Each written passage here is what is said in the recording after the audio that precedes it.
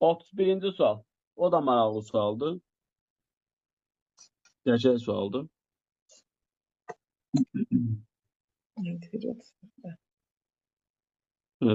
Validə müəllimə mikrofonu kodunu alın. Bax, nə etməliyik? Deyir ki, iti bucaqlardır, bu bucağı tap. Nə iş görməliyik? Biz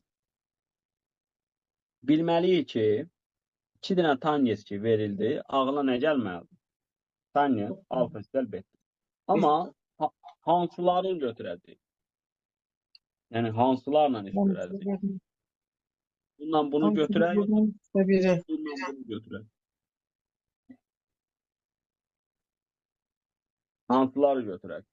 Siz nə deyirsiniz?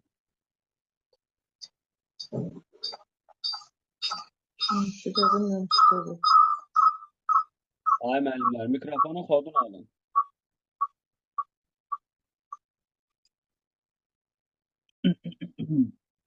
Gəlin, balaca görünən kəsir ərsini tapaq. Tangents beta üstəgəl pisini tapaq.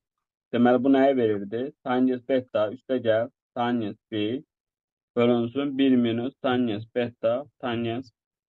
İndi qiymətləri yerinə qoysaq, olur 5'də 2, değer 3'də 1.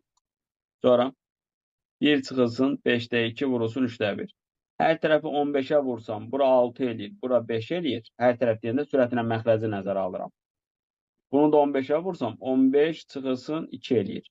Yəni bağlanır 13'də 11. İndi qaldı bundan. Onda elə bir ki, bu da bir hər hansı bir məsələn A bucağıdır.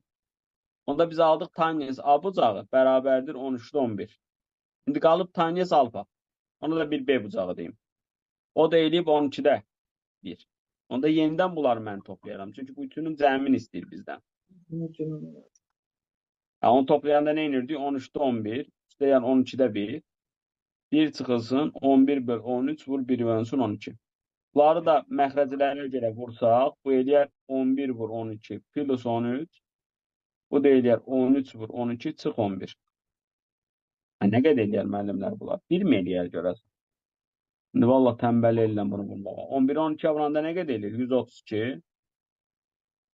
Bunu buna vuranda nə eləyir? 156.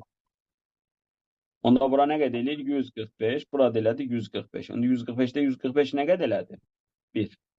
Deməli biz aldıq ki, o 3 dənə bucağın cəminin tangesi 1 imiş. Onda onların cəmi nə qədər imiş? 45 dərəcə.